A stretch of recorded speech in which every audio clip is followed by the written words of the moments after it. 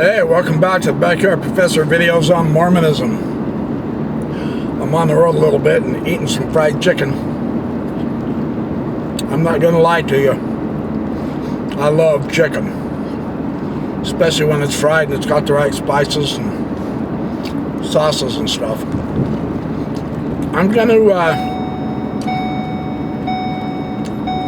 to share some more information with you guys on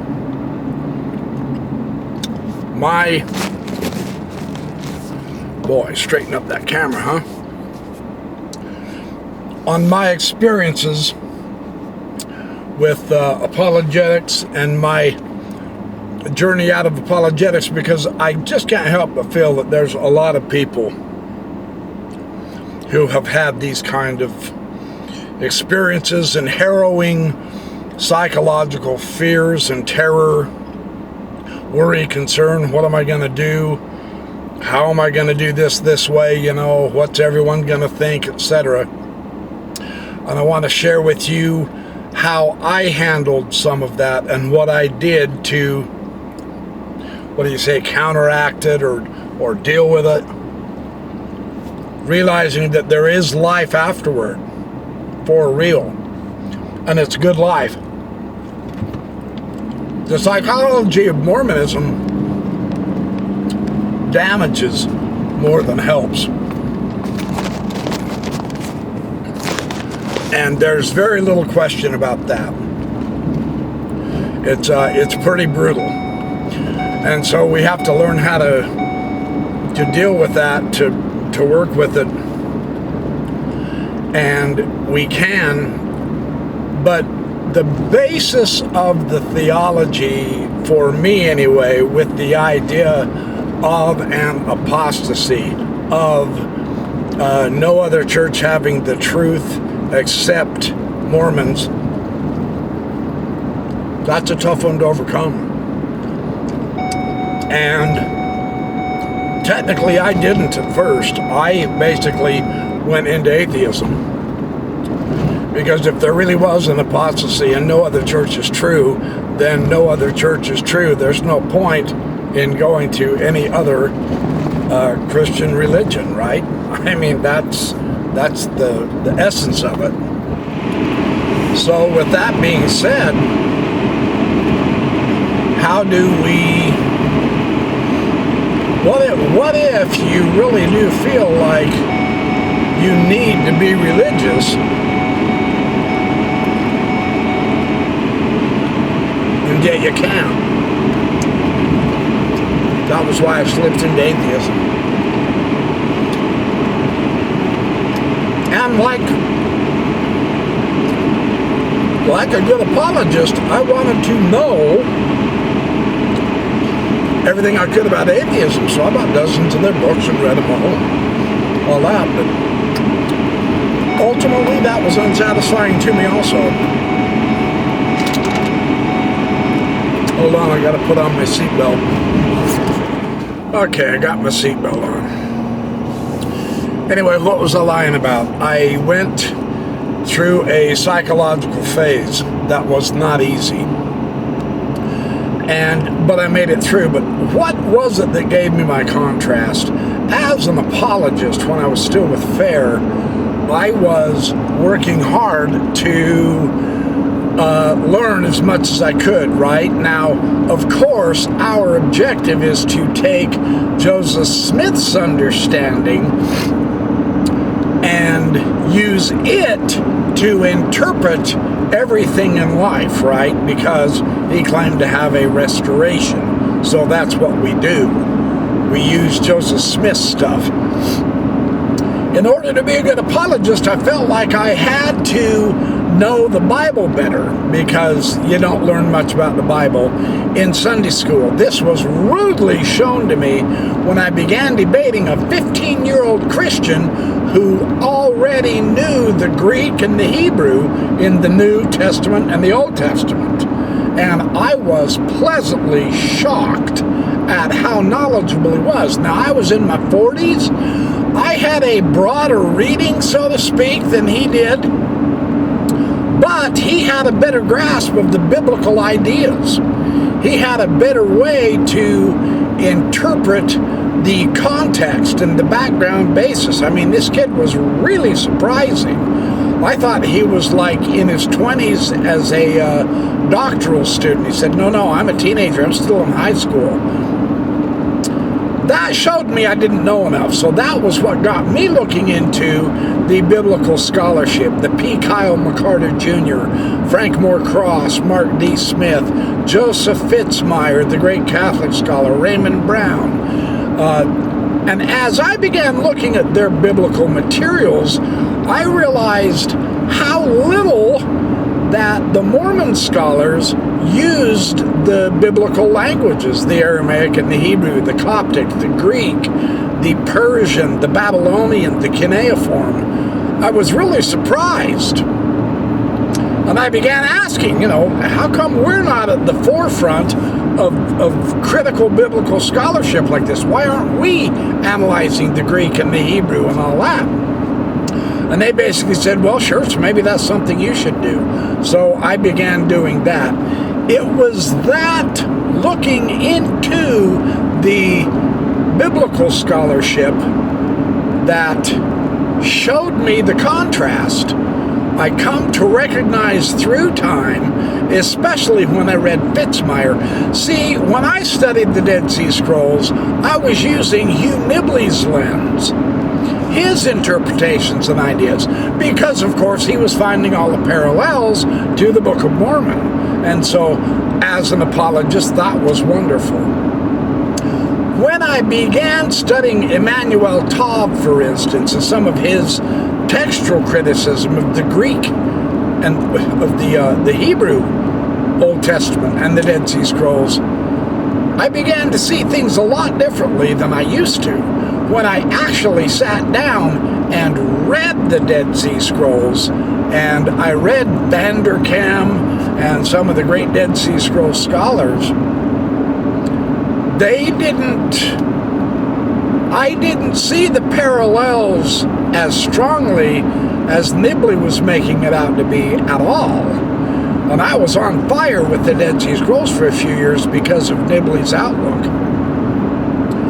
When I actually began reading them for myself and reading the Dead Sea Scrolls scholars, I saw a difference. And then 4 BYU professors were called onto the International Dead Sea Scrolls team once the cartel was broken. And that, of course, made everyone lose interest in the Dead Sea Scrolls, which is truly a sad state of affairs. They still have a lot of interesting material to offer us. When I began reading them, it showed me with a very powerful contrast that Mormons were Mormonizing everything. Now, I probably threw too much hot water around. I said my complaint was we're too shallow, and it really exasperated some of the group on FAIR because we had a couple of the BYU professors in the email list that I was part of. And they said, we're not shallow, we're exploring the full range of meaning of the Bible that the Christians aren't viewing. Well, what they were doing was taking Joseph Smith's interpretation of, say, the Melchizedek priesthood, or Joseph Smith's interpretation of Enoch, or Moses, or Adam and Eve, Noah, Abraham, etc., the Pearl of Great Price, the Joseph Smith translation and all that, the Doctrine and Covenants too. They were simply taking his material and reading it back into the biblical texts. None of that is in the biblical scholars, but their analysis of the Greek and the Hebrew was very convincing. And it dawned on me, I'm out of my league. So that began my learning, still am, the biblical languages as well. And that changed everything. That just changed everything, man. I got the several lexicons, dictionaries, grammars, and studying the the materials that way really showed me the dynamic contrast between Mormonizing the Bible or letting it speak for itself. And that was basically on my way out. It really hit me with the Book of Abraham because, of course, the Egyptian aspects of it and the historicizing of a mythological figure, Abraham, which was Joseph Smith's point of view, a real history. This really happened. Abraham really did say this. He really did have these experiences, so on and so forth. That began my way out of being an apologist. And when I finally did make the break, I read, what's his nose? Golly, I've got a brain fart going on here, sorry. Robert Rittner. When I read his materials, that was the end of it. He manhandled absolutely every LDS Egyptologist and completely annihilated them all. So I knew the game was up. Well, I had nowhere to go, so to speak. You know, they say in conference, they love to do this intimidation factor. Where will you go? Well, I did have a place to go. I went to the atheists, and we had discussions on the email list on atheism also. And I found out very few of the apologists ever read the atheists, so I started to read them. And that, coupled with Rittner, really put the kibosh on stuff.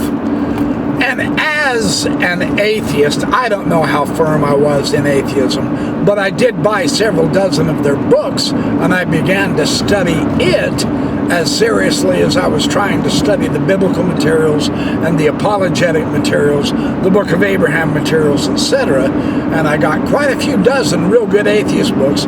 Yes, I read the Four Horsemen, Dawkins and Harris and those guys, Hitchens and the other guy, I can't think of him. I like to think one of them was Dick Stanger, but he wasn't one of the originals. And I read them too, and yeah, they're polemical, and they're actually fun to watch on YouTube. But they weren't as in-depth as some of the more philosophical atheists, and I liked them also. So, I got into the atheism, and then, after a while, it dawned on me that they were as polemical as the apologists were, both the Christian and the Mormon apologists. I discovered Thomas Riskus, and his materials against Mormonism were pretty devastating to me. But the atheists weren't all that satisfactory. After a few years of reading them, they did make some fabulous points. They don't have the final word. That was my conclusion. And I basically asked myself, what do I really enjoy? And I enjoy the biblical materials. I enjoy studying the languages, and I enjoy seeing the comparison contrast between the Hebrew and comparing various English translations, and then trying to find my own when I compare the Hebrew in the Dead Sea Scrolls, of course, is an older Hebrew than in the Masoretic text. And then you have the Paleo-Hebrew way back of the Gezer calendar and the Mesha stone, etc. There's a lot of different evolutionary Hebrew materials to work with, right? So I jumped back onto the Bible, and I soon come to learn that there is a serious argument going on right now that I was probably more unaware of than aware of, although I had inklings of this when I was an apologist. But now here's the gimmick, here's the catch, here's what's going on.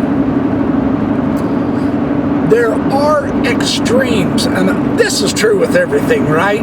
I mean, really seriously, there are extremes in every subject. There are pendulum swings. On the one end of the biblical pendulum swing, the extremist is the fundamentalists. Every word in the Bible is God-breathed. It's all true. It's completely real. And everything happened exactly like the Bible says, because God would not let a bad record represent his works in his salvation history in the Old Testament, right? That's one extreme. That's complete nut job. That just doesn't work. There's just no way. That's phony. That's phony baloney. Well, the other extreme of the pendulum swing are what is a group called the Minimalists. Some people call them the Nihilists. And they really almost are. True story. The Minimalists say that nothing in the Bible happened. Nothing is real. Israel did not exist. That is a made-up story. That is a myth. All of it is mythology. There's no history involved. Nothing real even happened there. And these are genuine biblical scholars. A lot of them are still alive. I'm thinking of Peter Lemke. I believe his first name is Peter Lemke, and Thomas Thompson, who incidentally had one really good research book that was very powerful, and then he fell off the cliff. That was The Historicity of the Patriarchal Narratives. I think Thomas Thompson really did dismantle William F. Albright's historical proofs of biblical archaeology.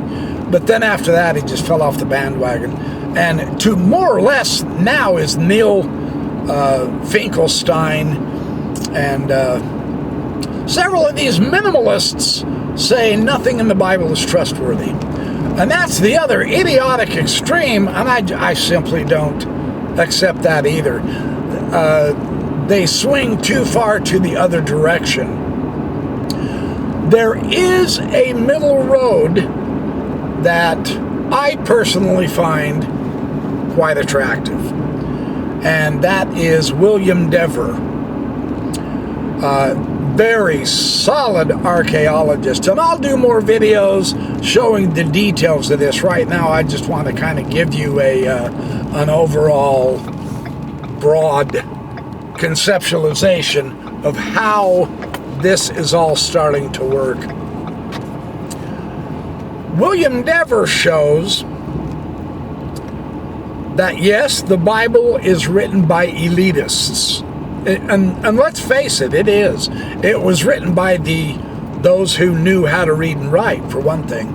97% of ancient Israel was illiterate, the folk out there in the countryside away from Jerusalem.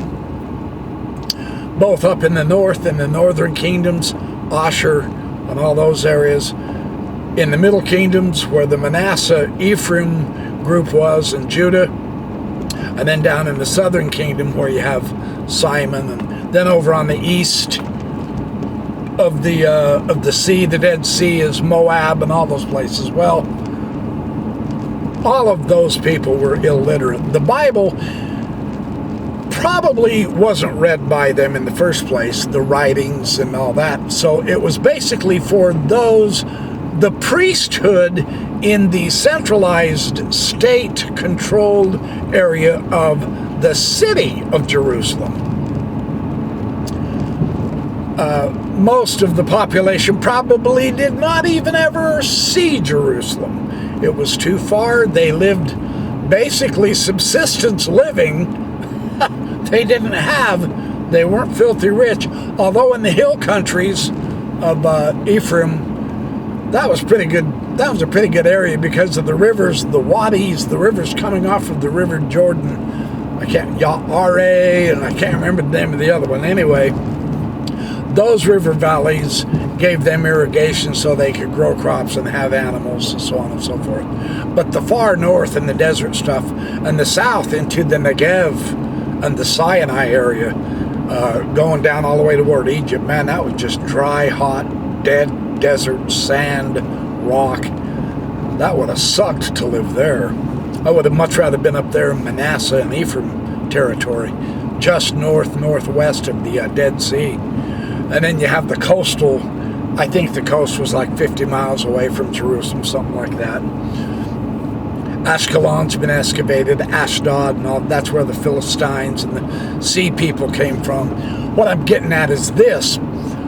Dever acknowledges, he says, look, the national epic that was created, Genesis, Exodus, Leviticus, Numbers, a lot of the information in Joshua Judges, where Israel came into the land of Canaan from the south through Jericho, that has been argued now very powerfully in the Biblical Archaeology Review, with several articles there, and in the Bible Review, where really, truly, realistically, Israel probably did come into Canaan from the east in the Transjordan area.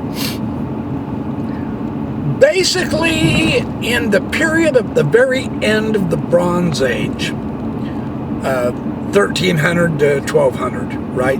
At the end of the Bronze Age, and the beginning of Iron 1 and Iron 2, say 1200 to 1000 for Iron 1, roughly, and then from Iron 2, 1000 to the end of the monarchy when Babylon destroyed them, 600 BC.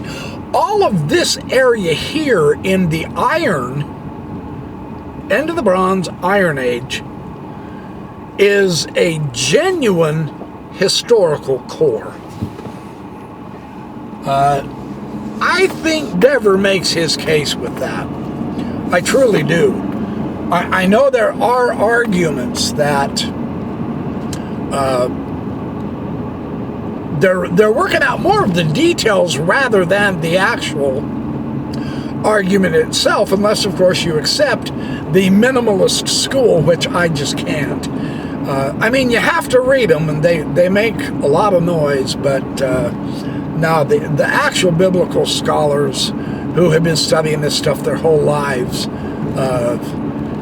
the Copenhagen school of the minimalists just doesn't cut it.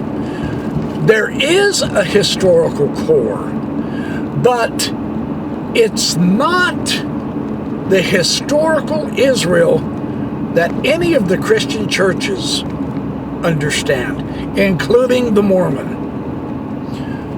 The Mormon version of Israel comes from Joseph Smith and his putative revelations. The actual Israel that is used in conjunction with the biblical text and the material remains have been discovered does not correlate with the way Mormons understand Israel at all. That is a theologized myth, or it's a mythologized theology, whatever. Dever wants to separate the theology from the archaeology, and honestly, I think that's the only way you can do this legitimately and get to a historic core of Israel. In the biblical view, there is a core. It's a real Israel. It's just not what the religions, the churches, understand it to be. But it is real. That gives us the basis. And then you have the prophetic writings in the Old Testament, the Amos, Obadiah, Jonah, Isaiah, Jeremiah, so on and so forth. The archaeological discoveries now of the Lachish letters in Jeremiah's day, just as Babylon was destroying Lachish. Lachish is, 35 miles southwest of Jerusalem. It was definitely a major stronghold. That shows a historic core, because we now have outside information of the way the Bible presented the problem. And even with the biblical writers' bias, with their prejudice, with their... They weren't thinking of history as we think of it. No, not at all.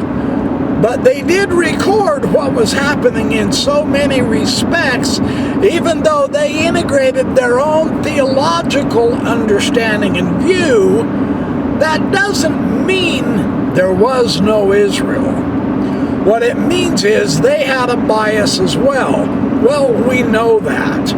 Everything they write is not God-breathed. They have an agenda.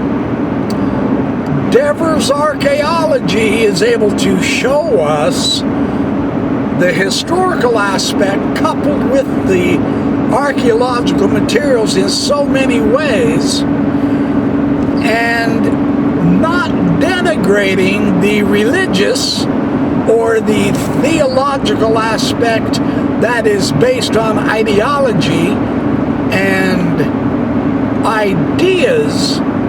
But Dever has shown through the cult of Israel, he uses the word cult in its proper sense as practice. Religion is the daily practice of the daily people. That is where Devers Archaeology really shines. In other words, ironically and most interestingly, what we read in the Bible is from the male elites and literate people. Whatever it is that they are railing against, whatever it is they are arguing about, denigrating and condemning, is what they didn't like, which is what all of the rest of the people throughout all of the rest of Israel, 95% of the population, that is what they were practicing religious-wise. So everything condemned in the Bible, this is kind of called reading against the grain, reading between the lines. Everything that they condemn is discovered in the archaeology, believe it or not. True story. The high places, the Asherah, the trees, the sacred groves, the cakes that they baked to the Queen of Heaven, all of that they condemned was the practice of the folk in Israel. And it was the worship of the mother goddess that was going on. Very, very interesting how this works. So, the actual cult, the religious practice, the religion of Israel has nothing to do with what any of the Christian churches say Israel is all about, and therefore this is a seriously problematic view of Joseph Smith's idea of restoring ancient Israel based on what we know right now. See, Bayesian inference here, using the Bayesian theorem, we base our beliefs on what we know with a limiting factor of our own fallibility, of course, but we're justified based on what we know at the moment of either believing or disbelieving something. Right now, we're justified in saying that Joseph Smith's restoration of ancient Israel is truly, seriously not matching. There are serious issues, and I'm going to make more videos showing the details of the Israel that is the genuine historical core in the Hebrew Bible and archaeology and compare it with the Israel Joseph Smith has. The problem with Joseph Smith's view is he connected theology with history. And that muddies up the actual picture. That's the problem. It's not the solution.